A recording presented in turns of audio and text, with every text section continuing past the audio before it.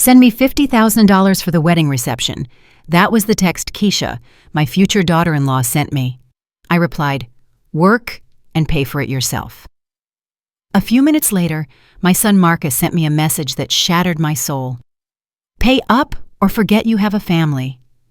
I read those words once, twice, 3 times. Every letter felt like a knife going straight through my heart. That night, with hands trembling from rage, from pain, from years of accumulated humiliation, I opened my laptop and clicked cancel, cancel, cancel everything. Every automatic transfer I had scheduled, every monthly payment to his account, every single cent that for years I had sent as if it were my obligation to finance his whims. By 10:30 the next morning, when my phone started ringing nonstop with desperate calls from Marcus, I already knew that nothing would ever be the same again. But what I discovered later that truly changed everything forever. Let me introduce myself. My name is Hazel Vance. I am 63 years old, and I have worked my entire life as a regional manager for a pharmacy chain. I started from the bottom, as a cashier at 18, right when I found out I was pregnant with Marcus. His father disappeared before the baby was born. He vanished like smoke, leaving me alone with a 7-month belly and bills to pay. So I did what I had to do. I swallowed my fear, I swallowed my pride, and I worked. I worked double shifts. I worked weekends. I worked until my feet bled inside my shoes, but it was worth it, or so I believed for years. I climbed the ladder in the company. I studied business administration at night school while Marcus slept at my neighbor Bernice's house. I broke my back so my son could have what I never had. Private college, brand name clothes, a new car. When he turned 21, I paid for his apartment when he graduated because I said a man needs his own space. Everything came out of my pocket, everything achieved through my sacrifice, and he never, ever valued it. Marcus grew up believing the world owed him everything, that money magically appeared in his account every month, that Mama would always be there to solve his problems, to pay his debts, to finance his lifestyle. I tried to teach him the value of work. I swear I tried, but every time I told him to get a job, he would look at me with those sad puppy eyes and say, Mama, I'm looking for something that matches my professional level. I can't just accept anything. And I, like the fool I was, believed him, gave him more money, gave him more time. Then came Keisha. 3 years ago, she appeared in our lives like a tornado dressed in designer labels. Marcus introduced her to me at a family lunch, and from the first second, I knew that woman was pure poison. She arrived in sky-high heels, a purse that cost more than my monthly salary, and that perfect smile only used by people accustomed to getting what they want. She extended her hand to me as if she were royalty greeting a servant. So, you must be Hazel, she said, looking me up and down. Marcus has told me so much about you. The tone was sweet, but the message was clear. I was the mother-in-law, the old woman, the one in the way. But Marcus was completely blind, infatuated, hypnotized by this woman who clearly only saw him as a walking wallet. Or rather, she saw me as the wallet, because Marcus never had money of his own. Everything he spent, everything he showed off, came straight from my bank account. Keisha knew it from the beginning. Of course she knew. That is why she stayed with him. The first few months were relatively quiet. Keisha played the perfect daughter-in-law. She called me Sweet Mama Hazel, invited me to expensive coffee shops where I paid the bill, asked me for advice she never followed. But little by little, the requests began. First, it was subtle. Hazel, we need to change the sofa in the apartment. Could you help us with $2,000? Then, Mama Hazel, we want to go on vacation to Jamaica. We just need $5,000 to cover the rest. And then, Hazel, Marcus's car is already old. He needs a new one, something worthy of his position. I paid. I always paid because every time I hesitated, Marcus would appear with his sad little boy face and tell me, Mama, Keisha comes from a family with money. She is used to a certain standard of living. I don't want her to think she made a mistake with me. And those words tore me apart because I was the one who had made a mistake. I made a mistake raising a son who measured love in dollars. I made a mistake teaching him that Mama would always solve everything. I made a mistake allowing a stranger to come in and turn me into her personal ATM. 6 months ago, Marcus announced the engagement. Keisha showed off a diamond ring that must have cost a fortune. I asked who had paid for it. Marcus laughed nervously and said, "I have my savings, Mama." A lie. I checked his account activity because I was still a co-signer on his credit card. The ring came from there. $20,000 that eventually I would end up paying. But I said nothing. I smiled, congratulated the couple, swallowed my frustration once again. Then came the wedding plans. Keisha wanted something spectacular, something worthy of a magazine. A hall for 300 people, a gourmet banquet, a live band, fireworks, a honeymoon in Europe. Every week she appeared with a new indispensable detail, with a new whim that we simply had to have. And every week Marcus looked at me with those pleading eyes, expecting me to open my wallet. But this time, for the first time in my life, I said I couldn't pay for everything, that they had to contribute, that I would help. But I would not finance a fairy tale wedding for 2 adults who didn't even work full-time. That was my mistake. Saying no. Setting a boundary. Keisha got offended, Marcus got upset, and then that message arrived. That damn message that changed everything. Send me $50,000 for the wedding reception. $50,000. The number glowed on my phone screen like a digital slap in the face. It wasn't even a question. It was an order. Keisha didn't write, "Could you help us?" or "Would it be possible for you to contribute?"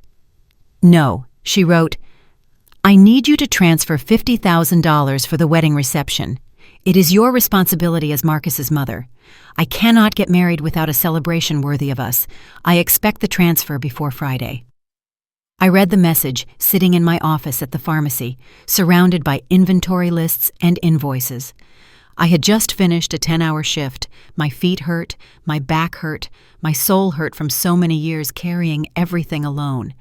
And this woman who had never worked a full day in her life, was demanding half a year of my salary as if I owed her something, as if I had signed a contract at birth that said, "Hazel will finance all her daughter-in-law's whims until the day she dies."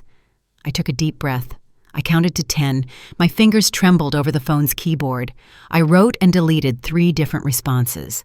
Finally, I wrote the only honest words I had left. No.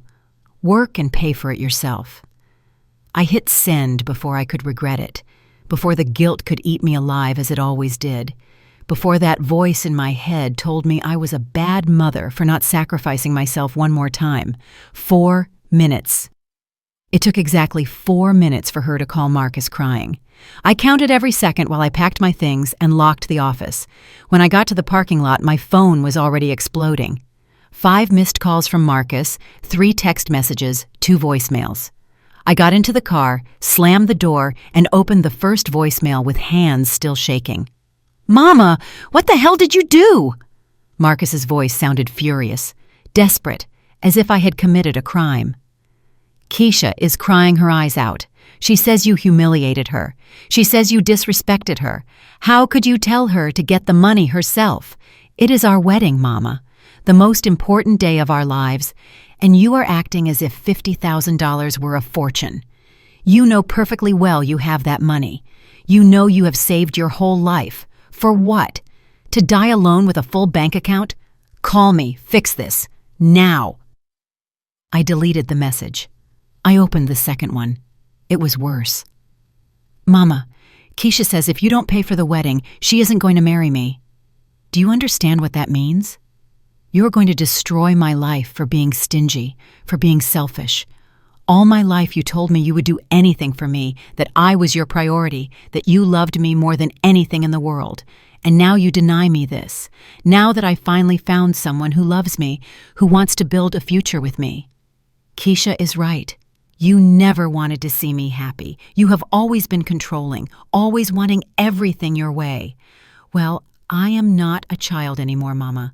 I am a man, and I am going to get married with or without your blessing. But if you don't pay, don't expect an invitation. Don't expect to meet your grandchildren. Don't expect anything from me ever again." The tears began to roll down my cheeks, tears of rage, tears of helplessness, tears of pain so deep I felt as if my heart were being ripped out with bare hands. Controlling me? Selfish me? Me, who sacrificed every dream, every desire, every cent so he could have a better life. Me, who worked until I had no strength left so he could study at the best college. Me, who never bought myself a new dress, never went on vacation, never allowed myself a luxury because every extra dollar went straight to his account. Then came the last message, the message that broke something inside me that would never heal. It was a text message, short, direct, brutal. Pay up or forget you have a family. You decide. Pay up or forget you have a family. As if family were a club membership bought with money. As if my own son's love were for sale and I had to pay the monthly fee to keep it. As if 63 years of my life, of my sacrifice, of my unconditional love were worth nothing compared to the $50,000 Keisha needed for a 6-hour party. Something broke at that moment. Something deep, ancient, essential. It was as if I had been carrying a huge weight on my shoulders for decades, and suddenly someone cut the rope. The weight fell, and with it fell all the excuses, all the guilt, all the fear of being left alone, because the truth I had been avoiding for years, was that I was already alone. My son didn't love me. My son loved my money, and when the money ran out, he would disappear too. I started the car. I drove home on autopilot with the tears drying on my face and a strange calm taking over me, a cold, calculating, definitive calm. I arrived at my apartment, turned on the computer, and opened my online banking with hands now steady, now sure of what I was going to do. Because Marcus was right about one thing. I did have to decide, and I had already decided. For years, I had configured automatic transfers to Marcus's account. $2,000 monthly for his rent, $500 for his car, $300 for his credit cards, $200 for his health insurance, another $400 for miscellaneous expenses he never specified but always needed. In total, $3,400 every month. $40,800 a year. Money that left my account as if it were a mandatory tax for the crime of being a mother. I opened the scheduled payment section. I saw the complete list of transfers, all in Marcus's name, all scheduled to go out on the 1st of every month. All active, all draining my life, my future, my peace of mind. I moved the cursor over the first button, Cancel Transfer. I clicked. Confirm cancellation. I clicked. Operation canceled successfully. Next, cancel, confirm, canceled. Next, cancel, confirm, canceled. One by one, methodically, without emotion. I went through deleting every automatic transfer, every scheduled payment, every rope that tied me to a son who had turned me into his financial slave. Cancel, cancel, cancel. The word became a liberating mantra. Cancel his rent, cancel his car, cancel his cards, cancel everything. When I finished, I leaned back in the chair and looked at the screen. 0 scheduled transfers, 0 automatic payments, 0 obligations to a 32-year-old adult man who should be supporting himself. I felt something strange in my chest, something light, something like freedom. I checked my account. The balance was still there, intact, waiting for me, waiting to finance my life, my dreams, my future. Not Marcus's, not Keisha's, mine. It was 11 at night when I turned off the computer. I made myself some tea, sat on the sofa, and waited. I waited for the 1st of the month to arrive. I waited for Marcus to check his account and discover that Mama had closed the bank.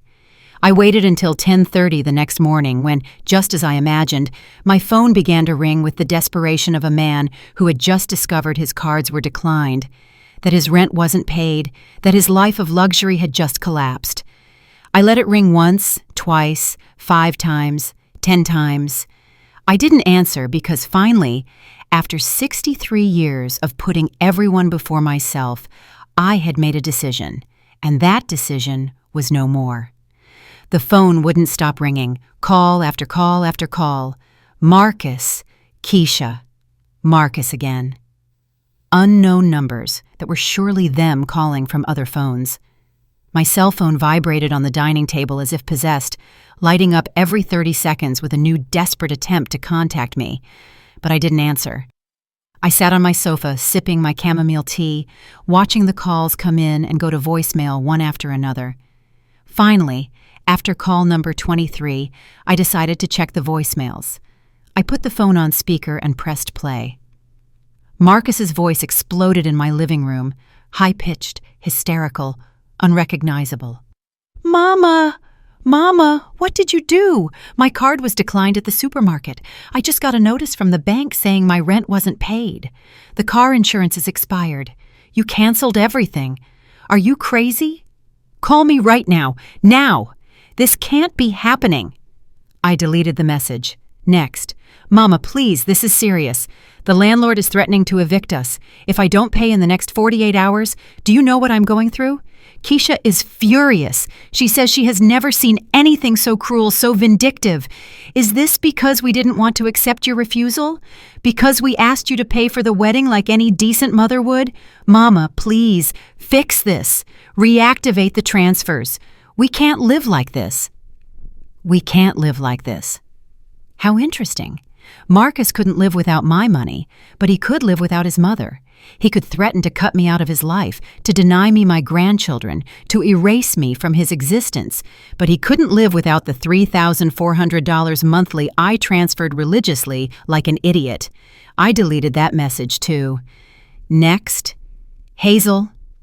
It was Keisha's voice, cold, calculating, nothing like the sweet tone she used when she needed something. "Hazel, I know you are listening to this. I know you are there, and I want you to know something. What you are doing is financial abuse. That is what it is called. Abuse.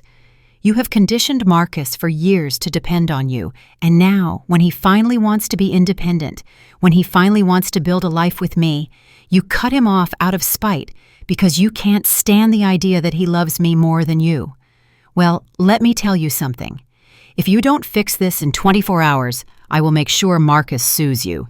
Yes, sue you legally for all the years you have taken advantage of him emotionally. Think about it well, Hazel. Think very well." I laughed, a dry, bitter, incredulous laugh. Financial abuse. Me? Me, who had emptied my savings account to pay for his college.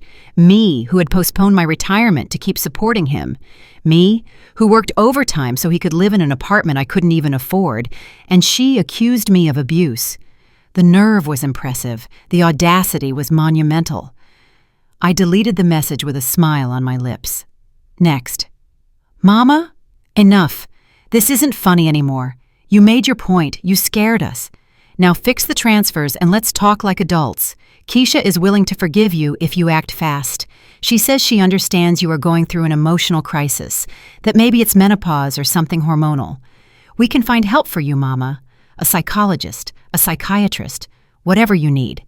But first, fix this. First, reactivate the money. Then we'll see how to help you with your problems." My problems. My problems were having a manipulative son and a parasitic daughter-in-law who saw me as an ATM with feelings. Those were my problems. And the solution wasn't a psychiatrist. The solution was exactly what I had just done. Cut, cancel, terminate. I deleted the message. There were no more left.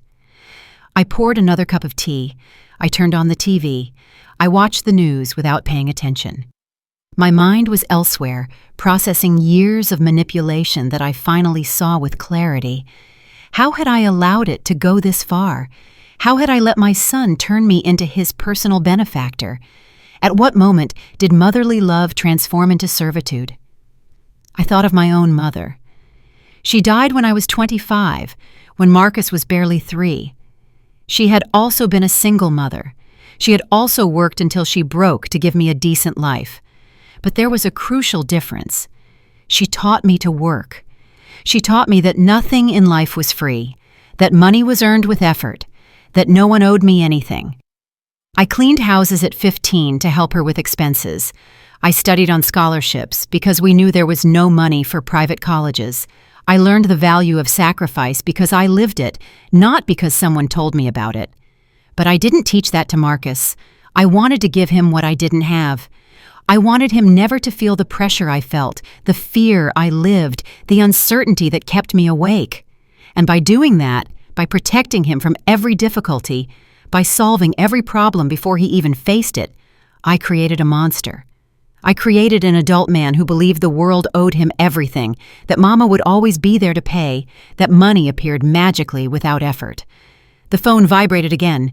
This time, it was a text message from Marcus. "Mama, the bank called me. They say I owe $4,000 on the credit card.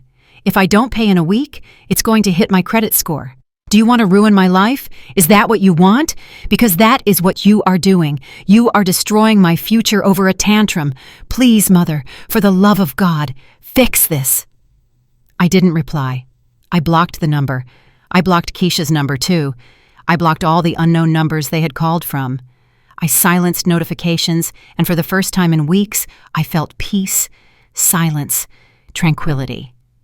My apartment, which had always been full of the noise of Marcus's demands, was finally calm. That night, I slept better than I had in years, without startling awake, without nightmares of debts and bills, without that constant anxiety of wondering if I would have enough money to cover my son's expenses in addition to my own. I woke up early, made coffee, and sat down to review my finances calmly. I opened a spreadsheet and started adding up. $3,400 monthly for 8 years. That was $326,400. No, wait. Let me recalculate based on the monthly totals. 3,400 times 12 is 40,800 times 8 years. That is $326,400 just in automatic transfers.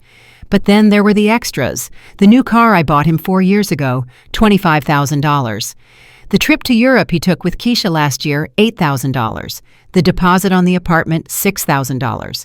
The furniture, $10,000. The new computer, $3,000. The suit for his graduation, $2,000. Birthday gifts, Christmas, anniversaries, another $20,000 easily. I added it all up. The figure that appeared on the screen knocked the wind out of me. Almost $400,000. I had spent nearly $400,000 on my adult son in the last 8 years. That is without counting what I spent on his childhood, his adolescence, his college. Just in his adult life, when he should have been supporting himself, I had drained the equivalent of almost 10 years of my salary. I leaned back in the chair looking at that number. With that money, I could have paid off my apartment entirely. I could have retired 5 years earlier. I could have traveled the world. I could have lived my life instead of financing his. And he was asking me for $50,000 more, as if the hundreds of thousands before weren't enough, as if it were never enough. The phone vibrated, an email from the bank. "Alert, suspicious activity on your account." I frowned, opened the email. It said there had been an attempted unauthorized transfer from my account for $20,000. The transaction was automatically blocked for appearing fraudulent.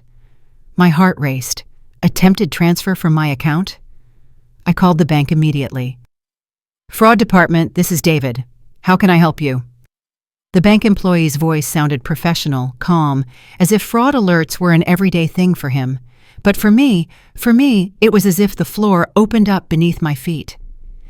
"I received an email about suspicious activity on my account," I said, trying to keep my voice steady.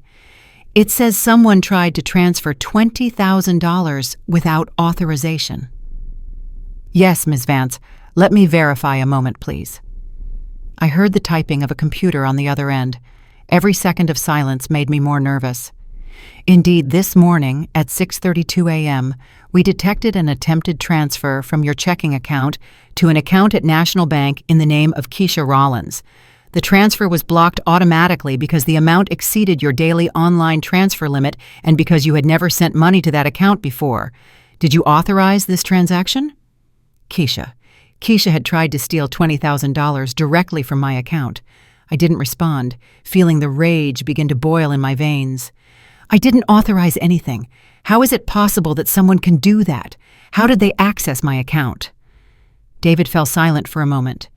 "Ma'am, according to our records, the person who attempted the transfer had your username and password. They logged into the system correctly. What triggered the alert was the amount and the new recipient, not the access itself. Someone else knows your banking credentials. Marcus. I had given him access to my online banking 3 years ago when he asked for help setting up his own accounts. He told me he didn't understand how the online system worked, that he needed me to show him with my account first. And I, as always, trusted him. I gave him my username. I gave him my password. I never changed it afterward. My son has access, I admitted, feeling nauseous. But he would never do something like this. Ms. Vance, I strongly recommend that you change your passwords immediately. I am also going to proceed to block any transfer attempt from your account until you come personally to the branch to verify your identity and update your security measures. Does that sound good? Yes, please do that. My voice trembled. Now I couldn't believe it. I didn't want to believe it, but the evidence was there, clear as water. Marcus, or Keisha using his credentials, had tried to steal from me. Not borrow, not ask for help. Steal. At 6:30 in the morning, while I slept, they had tried to empty my account. Is there anything else I should know? I asked with my stomach in a knot. Any other strange movement on my account? David typed again. The silence stretched too long, too heavy. Ms. Vance, I see several movements that, seem unusual to me. You authorized a personal loan in your name 6 months ago for $35,000? The world stopped. What loan? I haven't applied for any loan. It appears here in the system. Personal loan approved 6 months ago. $35,000 deposited into your checking account on the day of approval. But I see that same day there was a transfer of the full amount to the account of Marcus Vance. That is your son? I couldn't breathe. I literally couldn't get air into my lungs. $35,000. A loan in my name that I never requested. Money that went straight to Marcus's account. How is it possible for them to approve a loan without me going to the bank, without my signature? The loan was requested online, ma'am, with your username and password, with your social security number. Everything looked legitimate. The person who requested it had access to all your personal information. David's voice now sounded worried, almost guilty. Ms. Vance, I think you need to come to the bank as soon as possible, and perhaps you should consider talking to the police. This could be identity fraud. I hung up the phone, with hands shaking so much I could barely hold it. Identity fraud. My own son had committed identity fraud against me. He had used my personal data to take out a loan of $35,000 that I now had to pay, and he had tried to steal $20,000 more this very morning. How much more? How much more did he know that I didn't? I sat on the floor of my living room because my legs wouldn't support me anymore. The tears began to fall hot, bitter, full of a betrayal so deep it tore me to pieces. This wasn't just a spoiled son asking for money anymore. This was a criminal, a thief, and I had been his perfect victim, the trusting mother who gave him access to everything, who never questioned, who never verified. I needed help. I needed someone to think clearly because I couldn't anymore. I picked up the phone and dialed the only number I trusted, Bernice, my neighbor, Bernice Tate, the woman who had watched Marcus when he was a baby while I worked, the woman who had been more like a sister to me for 40 years. Hazel, what happened? You sound terrible. Bernice's voice was warm, worried, exactly what I needed to hear. Bernice, I need your help. I need you to come to my house, please. It's urgent. I couldn't say more. My voice cracked. I'm on my way. Give me 5 minutes. She hung up without asking any more questions. 5 minutes later, she was knocking on my door. I opened it and collapsed in her arms, sobbing like a child. She hugged me, led me to the sofa, made me tea, and waited for me to be able to talk. I told her everything. From Keisha's message asking for $50,000 to the bank call minutes ago. Every word, every detail, every betrayal. Bernice listened in silence, her face getting more serious, more furious. When I finished, she stayed quiet for a long minute, processing.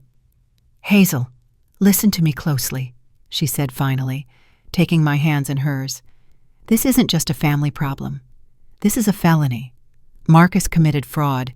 Keisha tried to steal. and you need to protect yourself legally before they do you more harm. I know someone who can help you, a lawyer. Her name is Evelyn Sharp. She specializes in financial fraud and cases of family economic abuse. We worked together years ago. Let me call her. I nodded, unable to speak. Bernice took out her phone and dialed. She spoke in a low voice for a few minutes explaining the situation. Then she handed me the phone. "She wants to talk to you, Hazel." The lawyer's voice was firm, professional, comforting. "Ms. Vance, Bernice told me a bit about your situation. First of all, I want you to know that what they are doing to you has a name: economic abuse and financial fraud. And second, I want you to know that you can fight back, but we need to act fast.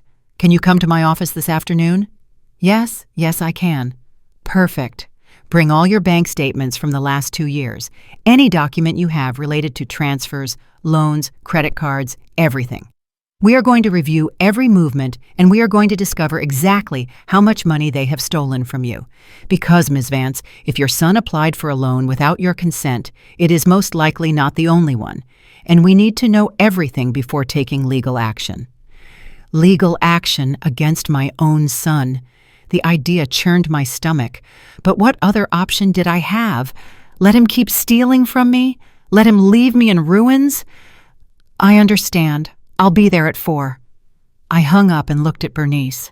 How did I get here? How is it possible that my own son is robbing me? Bernice squeezed my hand.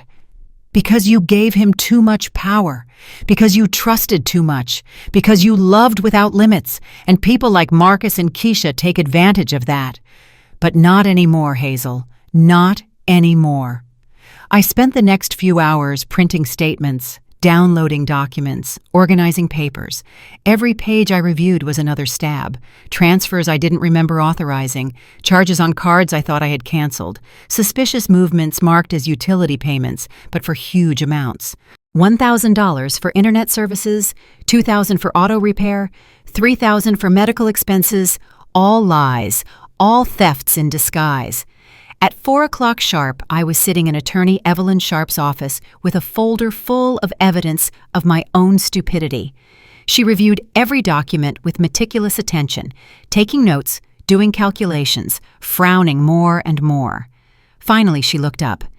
"Ms. Vance, according to what I see here, in the last 2 years, your son has extracted approximately $80,000 from your accounts."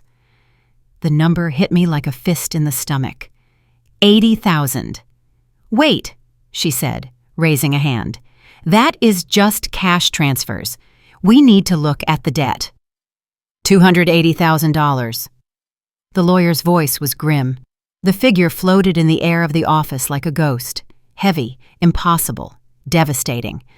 I had calculated 155,000 in transfers I remembered, but 280,000 meant there was more. Much more I didn't even know had happened. Silent thefts while I slept trustingly, believing my son was just spoiled, not a criminal. "How?" My voice came out as a hoarse whisper. "How is so much money possible?" Attorney Sharp adjusted her glasses and pointed to the documents scattered on her desk. "Besides the regular transfers you authorized, there are 3 personal loans in your name. The first was 2 years ago for $10,000, the second a year ago for $40,000, the third 6 months ago for $35,000. None were paid off. All are in your name. You owe $95,000 in loans you never requested." I put my hands to my head. 95,000 in debt. Debt that would destroy my credit score. Debt that would haunt me until I paid it. Debt I didn't contract. But I never signed anything. I never went to the bank. "You didn't need to. Your son had access to your online banking. With that, with your Social Security number, which obviously he knows, and with your personal data, he could apply for everything electronically. Banks approve loans online routinely if the credit history is good, and yours was excellent. Until now." Evelyn paused, letting the information sink in. "But there is more. I see here that you have a business credit card you never used. Do you remember applying for it?" I shook my head. "I've never had a business card. I work as a manager. I don't own a business." Well, someone applied for one in your name 14 months ago. Credit limit of $50,000. It is completely maxed out. You owe $48,000 plus interest. Evelyn showed me the statement.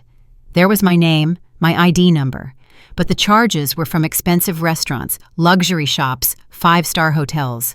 Nothing I had ever bought. 48,000 more, I whispered, doing the mental math. 95 in loans, 48 on the business card, 143,000 in debt on top of the cash transfers, all stolen, all in my name, all my legal responsibility. What do I do? How do I get out of this? Evelyn leaned back in her chair with a serious but determined expression. First, we file a fraud report with the police. With this evidence, it is clear there was identity theft and unauthorized use of financial information. Second, we formally notify the banks that you are a victim of fraud, which initiates internal investigations and can potentially clear you of some debts. Third, we request financial restraining orders to prevent your son from accessing any account or information of yours. And fourth, she paused significantly. Fourth, we sue civilly for restitution of funds. Sue my son.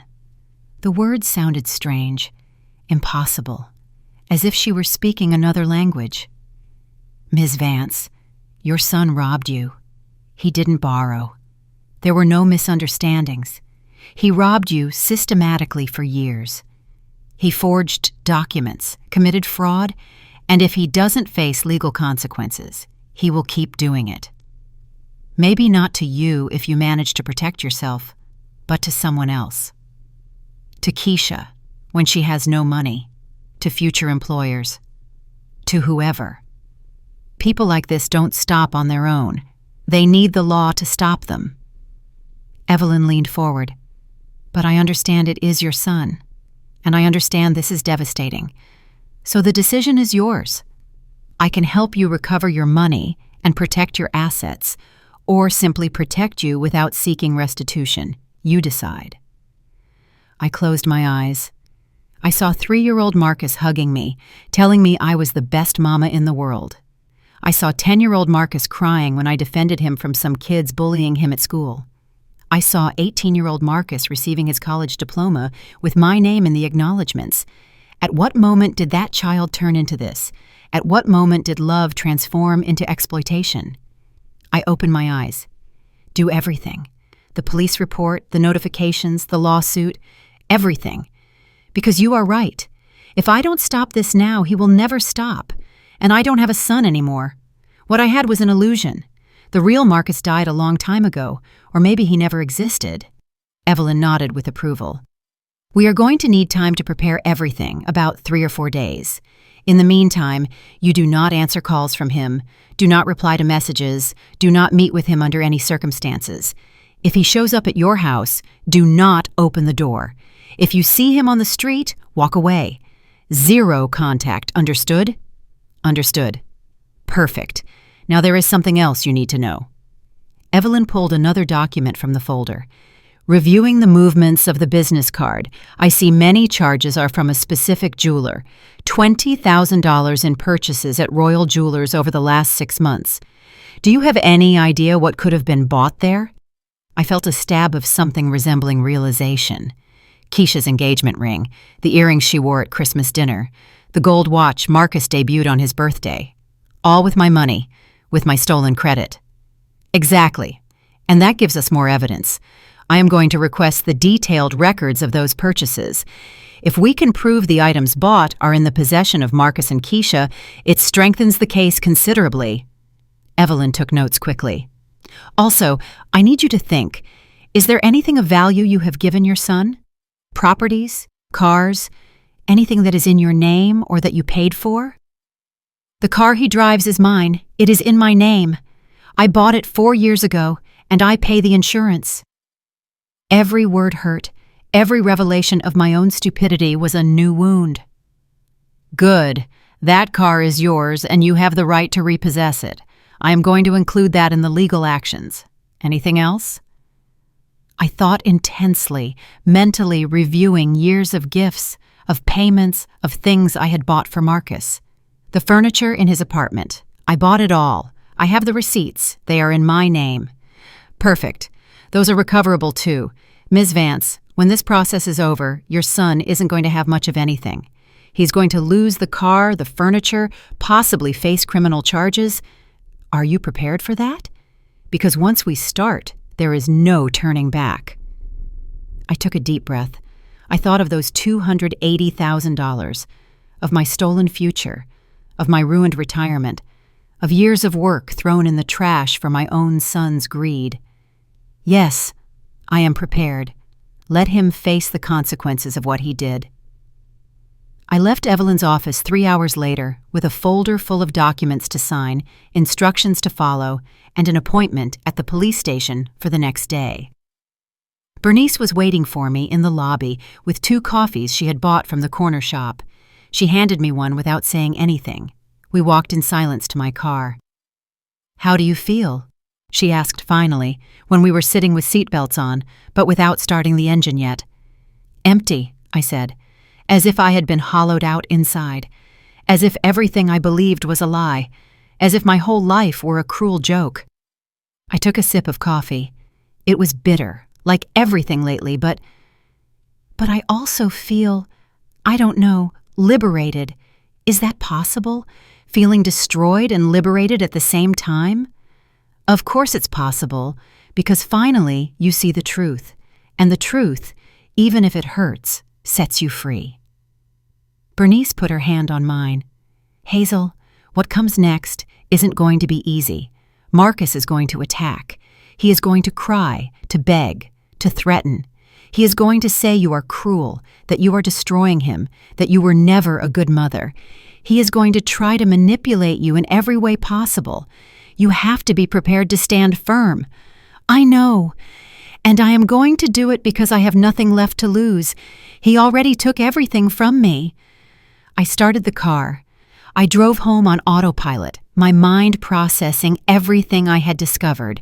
$280,000, years of fraud, a son who turned out to be a dangerous stranger.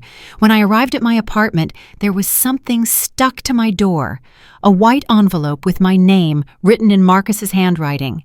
I tore it down with trembling hands and opened it. Inside was a handwritten letter. I began to read. "Mama, I know you are upset. I know you canceled the transfers to punish us, but this has gone too far. Keisha and I don't have money to eat. The landlord is going to evict us tomorrow. My car was towed for non-payment of insurance. We are desperate. Please, Mama, please. I am not asking for $50,000. I just ask that you reactivate the normal transfers. We need them to survive. If you ever loved me, if I ever meant anything to you, help us. Your son who loves you, Marcus." I tore the letter into small pieces, threw them in the trash, and felt nothing. Not guilt, not pity, not love, nothing. Because the son I loved, if he ever existed, was already dead. The police station smelled of stale coffee and disinfectant. I sat on a hard plastic chair in the waiting room, clutching the folder with all the evidence against my chest, as if it were a life preserver. Bernice sat beside me in silence. Just her presence was a comfort. At 9 o'clock sharp, an officer called us. "Hazel Vance?" A man in his 40s with an impeccable uniform signaled us. "I am Detective Tyrone Banks. Come in, please." We entered a small office with gray walls and a desk full of files. Detective Banks sat down and opened a new notebook. "I understand you are here to file a report for financial fraud. Tell me everything from the beginning." And I told him again. Every detail, every transfer, every fake loan, every lie, every betrayal. The detective took notes without interrupting, his face professional and neutral. When I finished, he reviewed the documents I brought one by one with meticulous attention. "Ms. Vance, this is serious. Very serious. We are talking about identity fraud, forgery of documents, aggravated theft because it is a family member with privileged access." He looked up. "Are you sure you want to proceed? Once you file this report formally, there is a legal process that cannot be stopped. Your son could face criminal charges, prison." The word prison hit me like cold water. Marcus in prison. My son in a cell. But then I thought of $280,000, of years of manipulation, of attempts to steal more from me while I slept. I am sure, the detective nodded. Very well. I am going to take your official statement, and we are going to initiate the investigation. I also need you to formally identify your son. Do you have a recent photo? I took out my phone with trembling hands. I searched the gallery. There was Marcus in his last birthday photo, smiling with that gold watch he bought with my stolen credit. I showed the screen to the detective. Marcus Vance, 32 years old. The detective copied the information. And the accomplice? Keisha Rollins? Here she is. I found a photo where they were together. Keisha with her perfect smile, her expensive earrings, her air of superiority. All paid for with my stolen money. The detective took photos of both images with his official phone. Good. The investigation will begin today. We are going to request complete bank records. We are going to review IP addresses of online logins. We are going to verify every transaction. This will take a few weeks, but I promise we will be thorough. And in the meantime, my son can keep accessing my accounts? Can keep committing more fraud? The paranoia tightened my chest. With this official report, you have legal grounds for the banks to freeze any access he has. Your lawyer can manage that immediately. I also recommend you change all your passwords, PIN numbers, security questions, everything. Assume he knows all your information and act accordingly. I left the police station 2 hours later with a copy of the official report, a case number, and a huge weight in my stomach. This was real. I had reported my own son to the law.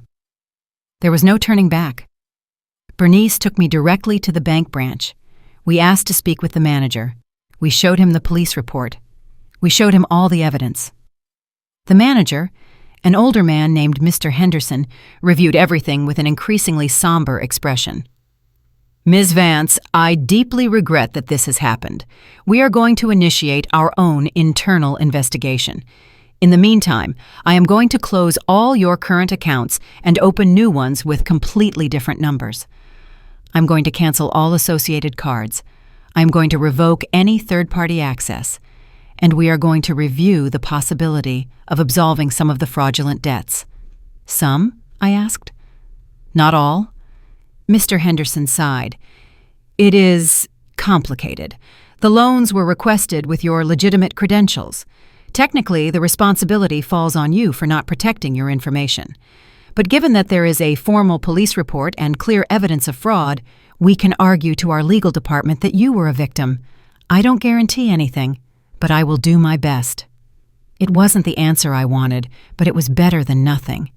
I spent the next 3 hours closing accounts, opening new ones, changing passwords, signing documents. When we left the bank, I was mentally exhausted. But at least I knew Marcus could no longer touch my money. That part was protected. You need to eat something, Bernice said as we walked to the parking lot. Lunch is on me. We went to a small family restaurant near my house. I ordered soup, but I could barely taste 2 spoonfuls. My stomach had closed up. Bernice ate in silence, respecting my need to process everything. We were finishing when my phone vibrated. A message from an unknown number. Hazel, it's Keisha. I know you blocked our numbers, but I need to talk to you. Please, this is important. Marcus is destroyed. He hasn't eaten in 2 days. He cries all the time. He says he lost you forever. Please, just talk to him for 5 minutes, please. I deleted the message without replying. I blocked the number. 30 seconds later, another message from another unknown number. Mama, it's me.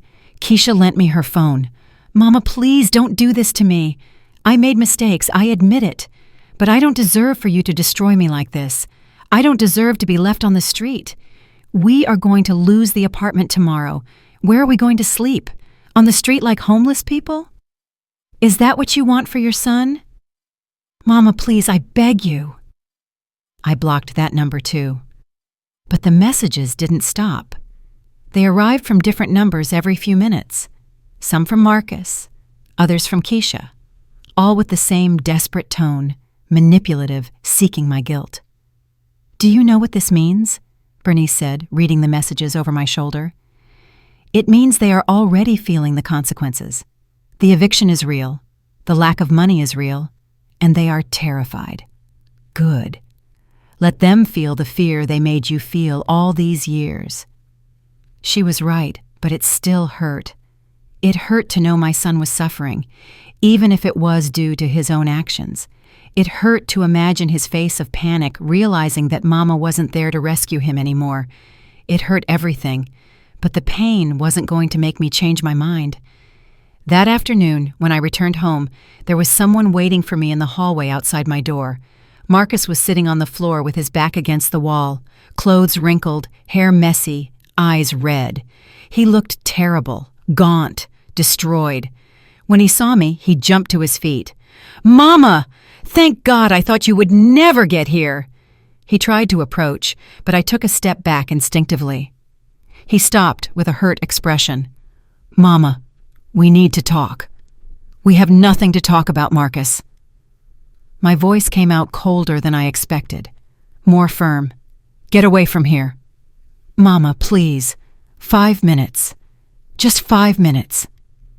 He had tears in his eyes, tears that before would have melted me, but now just seemed like another trick, another manipulation. "I know you're upset about the money, but I can explain. I can explain everything." "Explain what?" I faced him directly, feeling the rage begin to replace the pain. "Explain the $280,000 you stole from me. Explain the fraudulent loans. Explain the attempted theft of $20,000 2 days ago. Go ahead, Marcus. Explain it to me. This is going to be very interesting." His face paled. How do you know about the loans?" "Because I went to the bank. Because I reviewed every movement of my account. Because I discovered everything you did for years while I worked like an idiot to give you a life you never deserved." My voice trembled with contained fury. 3 loans, Marcus. $95,000 in loans I never authorized. A business card I never requested with $48,000 of debt, all in my name, all my responsibility, all stolen by you. "Mama, I was going to pay it all back. I swear, I just needed time. Things got complicated. The businesses didn't turn out as expected, but I was going to return every last cent." "What businesses, Marcus? You don't work. You don't have businesses. You live off stealing from me." I got close to him, looking him straight in the eyes. "And the worst part is, you don't even have the courage to admit it. You keep lying, you keep manipulating, you keep believing you can fool me." "It's not like that, Mama. Listen, Keisha and I invested that money. We tried to grow the capital so we could return it to you multiplied, to surprise you, but the investments failed. We lost everything. It wasn't our fault." I laughed, a bitter, empty laugh, full of contempt. "Investing? You call spending $2,000 at a jewelry store investing? Investing in 5-star hotels and luxury restaurants? I saw the statements, Marcus. I saw every cent you spent. There was no investment. There was whim. There was luxury. There was a life you couldn't afford, so you decided to steal mine." Marcus opened his mouth to respond, but nothing came out. I saw him searching for another lie, another excuse, another way to manipulate me. But this time, there was nothing to say. I had caught him. Finally, after years, I had caught him red-handed, and there was no way to escape. "Mama, okay, you're right. I admit it. I spent the money. I spent it badly. But I did it because Keisha comes from a family with money, and I wanted to show her I could give her that standard of living. I wanted her to see me as her equal. I wanted her to respect me." "So you stole from me to impress your girlfriend?" The words came out slow, each one loaded with disbelief. "You destroyed my financial future to buy the love of a woman." "Don't you understand, Mama? Keisha was going to leave me. She told me if I couldn't support her well, she would find someone who could. I couldn't lose her. I love her. I did what I had to do." And there it was, the naked truth. Marcus didn't steal out of need. He stole out of vanity, out of fear, out of weakness. He chose a woman who emotionally blackmailed him over his own mother, and he felt not a shred of real remorse. He only regretted having been caught. "I already filed a report with the police," I said with a flat voice, without emotion. "Identity fraud, aggravated theft, forgery of documents. Detective Tyrone Banks is investigating every transaction. I also sued civilly for restitution of funds. You are going to have to return every cent you stole, and you are probably going to go to prison." The color disappeared completely from his face. "What? No, Mama, you can't do that. I am your son, your only son. You can't put me in jail." "I didn't put you in jail. You put yourself there when you decided to steal from me for years, when you forged loans, when you tried to empty my account while I slept. Actions have consequences, Marcus.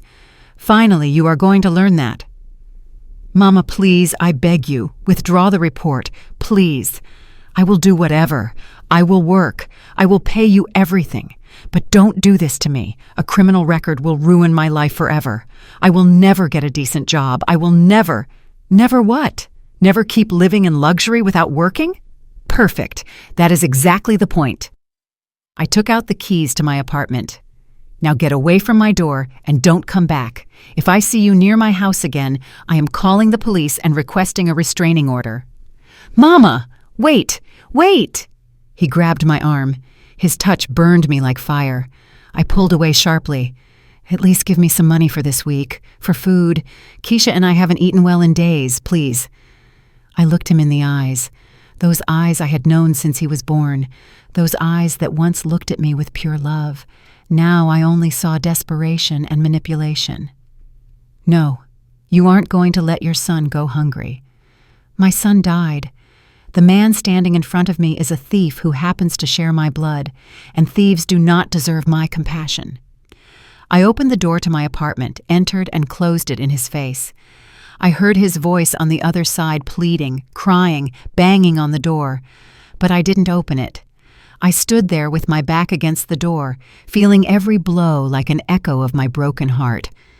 After 10 minutes, the banging stopped. I heard his footsteps walking away down the hall. I heard the elevator open and close. Silence. Finally, silence. I slid down the door until I was sitting on the floor, hugging my knees, and I cried. I cried for the son I lost. I cried for the wasted years. I cried for the shattered illusion of what I thought was my family. I cried until there were no tears left. My phone rang. It was Attorney Evelyn Sharp. "Hazel, I have news. The bank agreed to investigate the fraudulent loans. If the police investigation confirms the fraud, the bank will absorb most of the debts.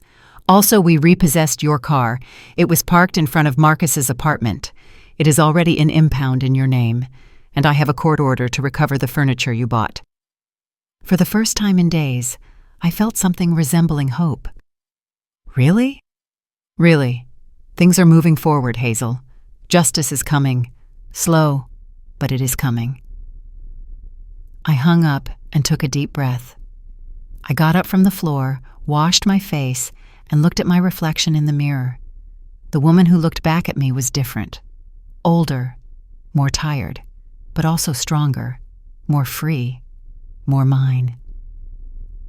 3 weeks passed. 3 weeks of silence from Marcus and Keisha. 3 weeks of meetings with lawyers, with police, with bank managers. 3 weeks of rebuilding my life piece by piece. And in those 3 weeks, I discovered things I never imagined possible. Attorney Sharp called me into her office on a Tuesday afternoon. When I arrived, there was another person with her, a young man with glasses and a laptop open on the table. "This is Jamal, our forensic financial investigator. He has important information." Jamal greeted me with a professional handshake and got straight to the point. "Ms. Vance, we have been tracking the money your son extracted from your accounts, and we discovered something that changes the case completely." He turned the laptop toward me. On the screen was a series of transfers, dates, amounts. During the last 8 years, Marcus didn't just spend your money. He also used it to invest in properties. Properties? I didn't understand, but he rents. Exactly. He rents because the properties he bought are not in his name. They are in Keisha Rollins's name. Jamal opened another file, photos of deeds. 5 years ago, he bought a small condo on the north side of the city, price $80,000. The money came from a loan he took out in your name. The condo is registered as property of Keisha Rollins. I was breathless. $80,000 of my money used to buy property for Keisha. There is more. Yes, 3 years ago they bought a commercial space, $120,000, also with a loan in your name that you never authorized. The space is currently rented and generates monthly income of $2,000, income that goes directly to Keisha's account. Jamal continued showing me documents. And a year ago, they bought a plot of land near the beach, $60,000. Again, your money, property of Keisha.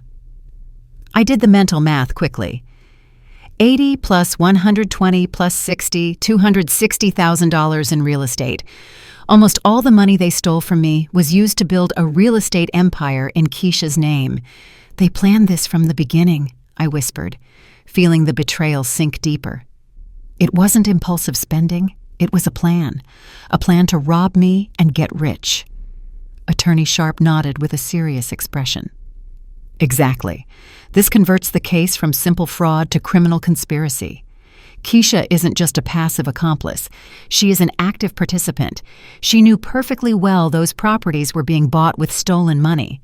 In fact, there is evidence that she was the one who designed the entire plan. Evidence? Jamal opened another folder. We found emails between Keisha and Marcus from 6 years ago, before they officially met. Turns out they met on an online forum about how to handle family finances.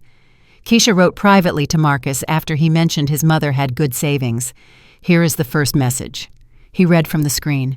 Marcus, I saw your comment about your mother. If you are smart, you can use that relationship to your advantage. Older people are easy to manipulate emotionally. I can teach you how. The words hit me like punches.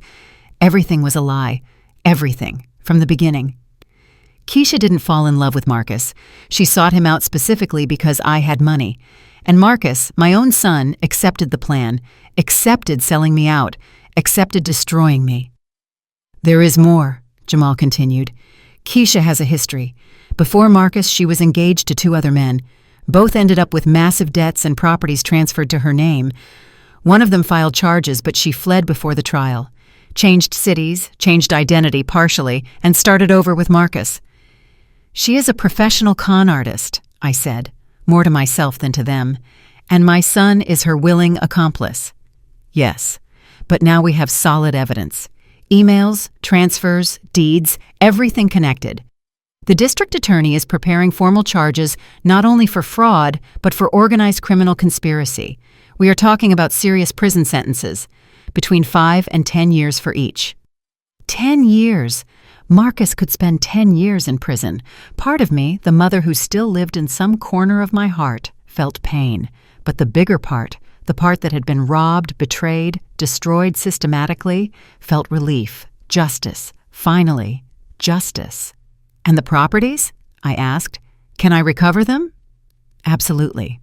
Given that they were bought with funds obtained illegally from you, the properties can be seized and transferred to your name as partial restitution.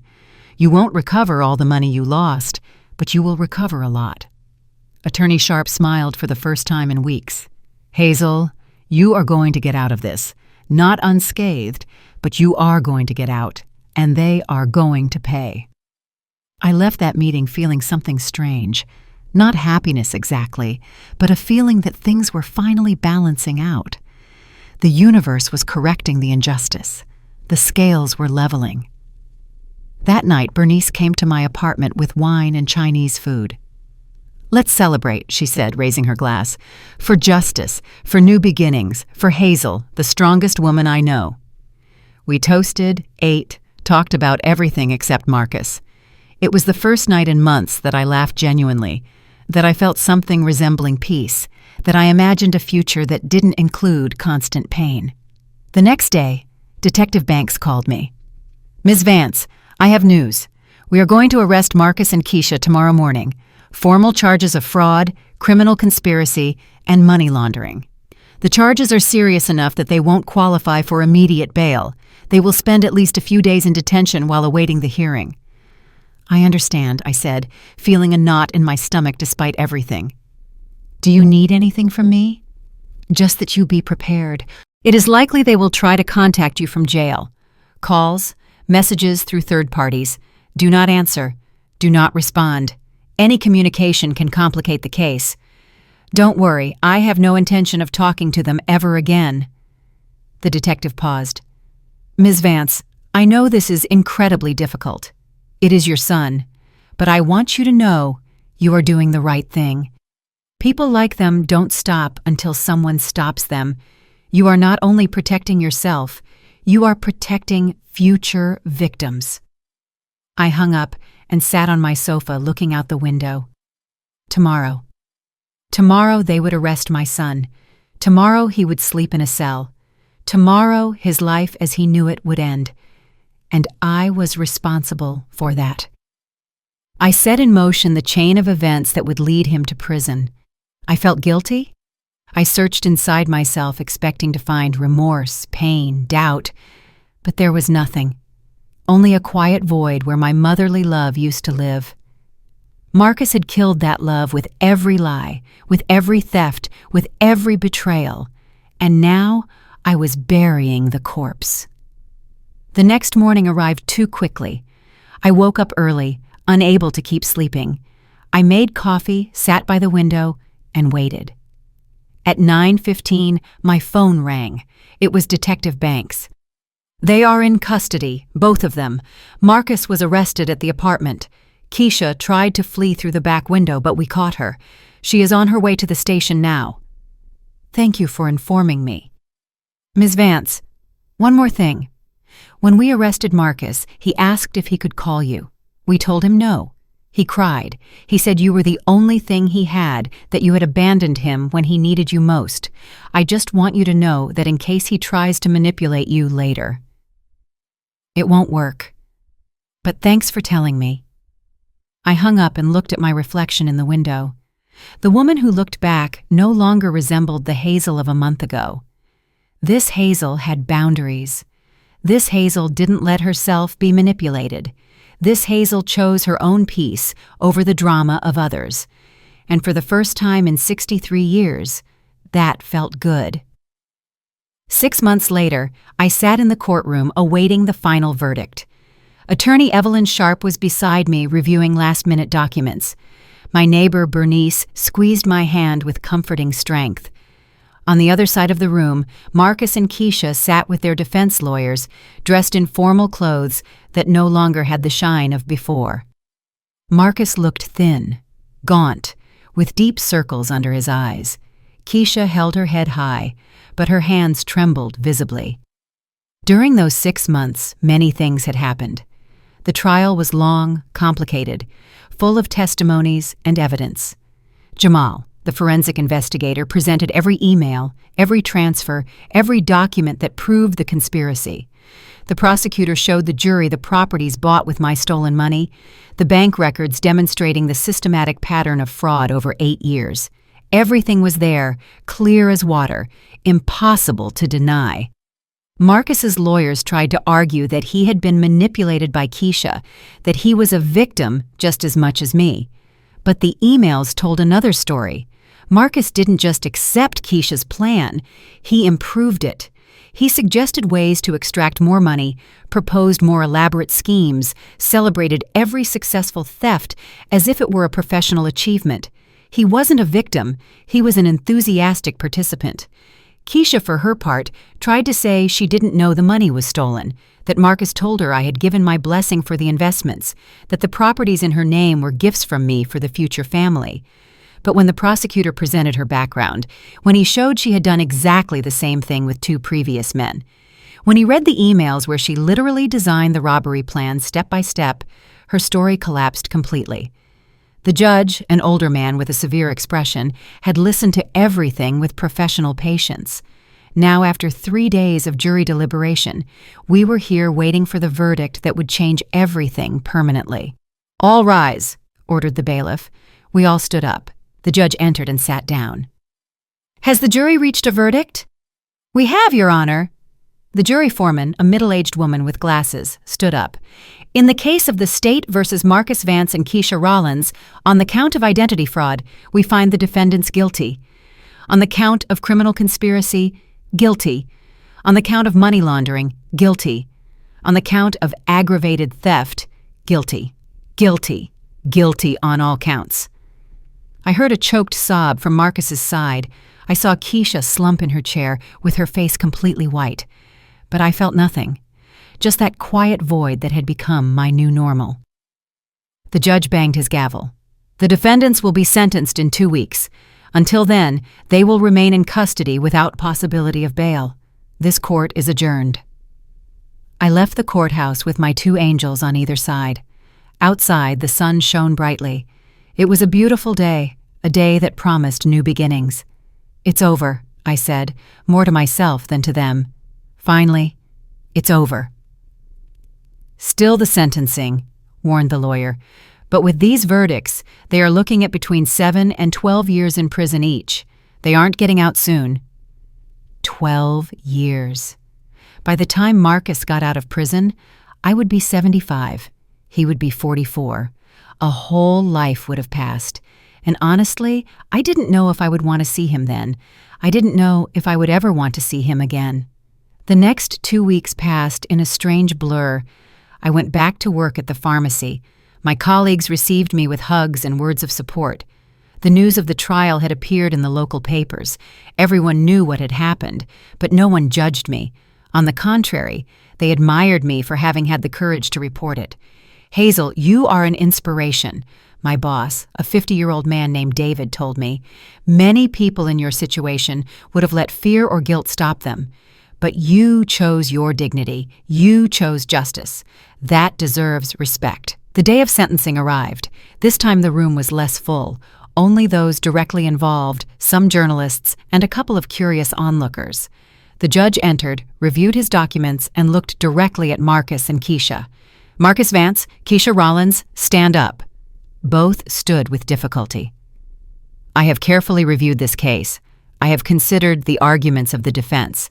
I have considered your personal histories. But nothing justifies what you did. For 8 years, you conspired to systematically rob a hardworking woman who only wanted the best for her son. You stole her money, you stole her trust, you stole her future, and you did it without remorse, without conscience, treating her like a resource to exploit instead of a human being to respect." The judge paused, letting the words weigh in the air. "Keisha Rollins, you have a history of similar behavior. This wasn't a mistake. It was your way of life. For the combined charges, I sentence you to 10 years in prison without the possibility of parole before serving 7 years. Additionally, you must restore the totality of the fraudulently obtained properties to the victim." Keisha collapsed completely, crying hysterically. Her lawyers tried to calm her, but it was useless. The judge continued, now looking at Marcus. "Marcus Vance, your case is particularly reprehensible because the victim was your own mother, the woman who raised you alone, the woman who sacrificed everything for you, and you betrayed her in the cruelest way possible. For the combined charges, I sentence you to 8 years in prison without the possibility of parole before serving 6 years. Additionally, you must pay restitution of $280,000 plus interest and damages." Marcus turned toward me for the first time in months. His eyes sought mine, pleading, desperate, full of tears. He opened his mouth as if to say something, but I looked away. There was nothing he could say that I wanted to hear. Nothing that would change what he had done. Nothing that would repair what he had broken. The bailiffs took them away in handcuffs. I watched them disappear through the side door of the room and felt relief. Deep, liberating relief. As if a 20-ton weight had been lifted from my shoulders. They were gone. Finally, they were gone, and I was free. Attorney Sharp hugged me. "You did it, Hazel. You will recover the properties.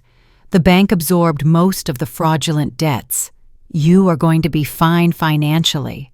Emotionally, you are going to be fine." And she was right. During the following months, the properties were transferred to my name. The condo, the commercial space, the beach plot. Everything was now legally mine. I sold the condo and the land immediately. I didn't want anything that reminded me of them. I kept the commercial space because it generated good, stable income. I used that money to rebuild my retirement fund that they had destroyed. I started living again. Really living, not just existing to finance the lives of others. I took a vacation for the first time in 20 years. I went to the beach, read books, made new friends. I went out to dinner without calculating every penny. I bought myself nice clothes. I dyed my hair. I looked in the mirror and liked what I saw. A year after the verdict, I was sitting on my balcony drinking coffee when my phone rang. Unknown number. Normally I didn't answer, but something made me answer this time. Hazel? It was a nervous young woman's voice. My name is Miriam. I am a friend of Marcus. He gave me your number. He says he needs to talk to you urgently, that it is important. Tell Marcus I have nothing to say to him and never to contact me again. I hung up and blocked the number. My coffee was still hot. My balcony was still sunny. My peace was still intact. Will I ever forgive Marcus? I don't know. Maybe in many years when I am old and near the end, I will find some compassion in my heart. Or maybe not. Maybe some betrayals are too deep to forgive, and that is okay. Because forgiving is not mandatory. Healing is, and I was healing. I learned something important in all this. Family cannot be a bargaining chip. Love should not come with financial conditions. And I, Hazel Vance, deserve respect, dignity, and peace. It took me 63 years to learn it, but finally I learned it. And if you are listening to this and have lived something similar, I want you to know you are not alone. Setting boundaries does not make you a bad person. Protecting yourself is not selfishness. And sometimes letting go, even of family, is the most loving act you can do for yourself. I chose my peace, and it was the best decision of my life. If you liked my story and want to hear more, go ahead and subscribe to my channel. If you'd like to support me, you can do it through Super Thanks. It would mean a lot. In the comments, tell me which city you're watching from and what time it is, so I can see how far my story reaches. I've added 2 more life stories on the screen just for you. Click one now, and let's keep spending time together. Much love. See you soon.